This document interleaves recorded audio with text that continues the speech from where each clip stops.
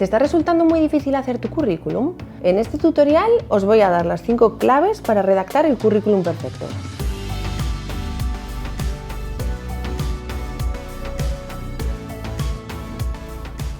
El primer truco que me gustaría darte es que siempre que sea posible, sintetices toda la información de tu currículum en una página.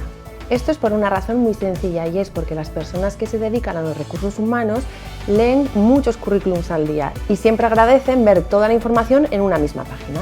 No hay nada que moleste más a una persona de recursos humanos que encontrar un currículum en el que no entienda quién le está escribiendo. Es muy importante que la estructura visual sea clara y sea sólida. Para conseguir esto puedes utilizar alguna de las plantillas que encontrarás en el mercado, pero piensa que no hay nada que sustituya a una buena redacción. El segundo tip que te quiero dar es que siempre utilices tipografías distintivas. Utilizar negrita, cursiva, mayúsculas, titulares con diferentes tamaños te van a ayudar a dar mucho resalte visual al texto y que la persona que te lee tenga posibilidad de entrar y salir de este escrito. Siempre que nos pongamos a escribir tenemos que intentar ser lo más claros y concisos con la información que aportamos a quien nos está leyendo.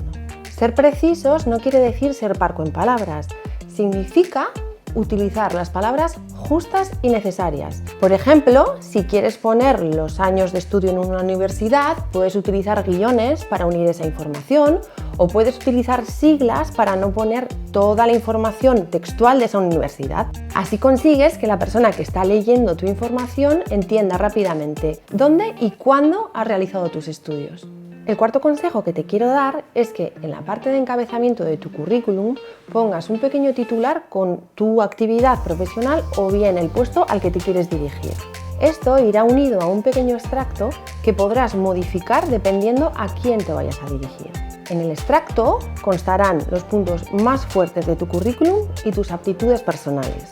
Así como el currículum es muy objetivo, el extracto puede ser algo más subjetivo. El quinto y último consejo que te quiero dar es que no siempre los criterios cronológicos son los que tienen que regir el orden de tu currículum. Puede ser que hayas estado desempleado o desempleada o que te hayas tomado un par de años sabáticos.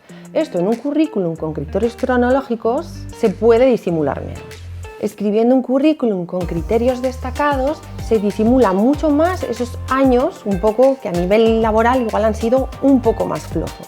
Si este es tu caso, es mejor que destaques la importancia de estos trabajos en lugar del tiempo en el que han sido desempeñados. Espero que os haya gustado este vídeo. No os olvidéis de seguir a Doméstica en redes sociales. Y si estáis interesados en aprender trucos de escritura infalibles para comunicaros profesionalmente, podéis apuntaros a mi curso de Doméstica.